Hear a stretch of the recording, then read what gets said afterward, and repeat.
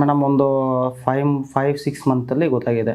ಅದೇ ಮೇಡಮ್ ಅವರು ಗುಟ್ಕಾ ಹಾಕ್ತಾಯಿದ್ರು. ಆ ಗುಟ್ಕಾದಿಂದ ಅದೇನಾಗಿದೆ, ಅದು ಸ್ವಲ್ಪ ಇದಾಗಿದೆ, ಕ್ಯಾನ್ಸರ್ ಆಗಿದೆ ಅಂತ ಹೇಳಿ ಗೊತ್ತಾಯ್ತು. ಒಳಗಡೆ ಅಂದರೆ ಒಳಗಡೆ ಗುಳ್ಳೆ ಆಗಿತ್ತು, ವೈಟ್ದಾಗೆ ಗುಳ್ಳೆ ಕಾಣಿಸ್ತಿತ್ತು.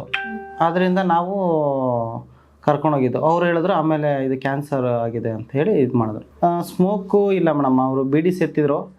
ಅದು ಮಾಮೂಲಿ ಗುಟ್ಕಾ ಅಂದರೆ ಸ್ವಲ್ಪ ಜಾಸ್ತಿನೇ ಆಗ್ತಾಯಿದ್ರು. ಅಲ್ಲಿಂದ ಅಲ್ಲಿ ಗುಳ್ಳೆ ಆದಮೇಲೆ ಅದೇನೋ ನಾರ್ಮಲ್ ಗುಳ್ಳೆ ಅಂದ್ಕೊಂಡು ನಾವು ಸುಮ್ಮನಾಗಿದ್ದು. ಆದಮೇಲೆ ನೋಡಿದ್ರೆ ಅದು ಅಷ್ಟು ದೊಡ್ಡದಾಗಿದೆ, ಈ ಥರ ಕನ್ವರ್ಟ್ ಆಗಿದೆ ಅಂತ ನಮ್ಗೆ ಗೊತ್ತಿರಲಿಲ್ಲ. ಮೇಡಮ್ ಒಟ್ಟಿನಲ್ಲಿ ಎಲ್ಲ ಥರದ ಊಟ ತಿಂಡಿ ಎಲ್ಲ ಮಾಡ್ತಾರೆ, ಬಟ್ ಮುಂಚೆ ಊಟ ತಿಂಡಿ ಮಾಡ್ತಿರ್ಲಿಲ್ಲ.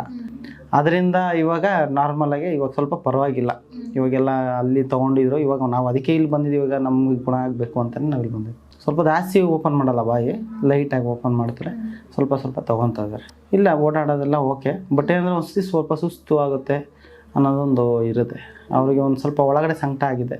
ನಾರ್ಮಲಾಗಿ ಮಾತಾಡಲ್ಲ, ಸ್ವಲ್ಪ ಲೈಟಾಗಿ ಮಾತಾಡ್ತಾರೆ.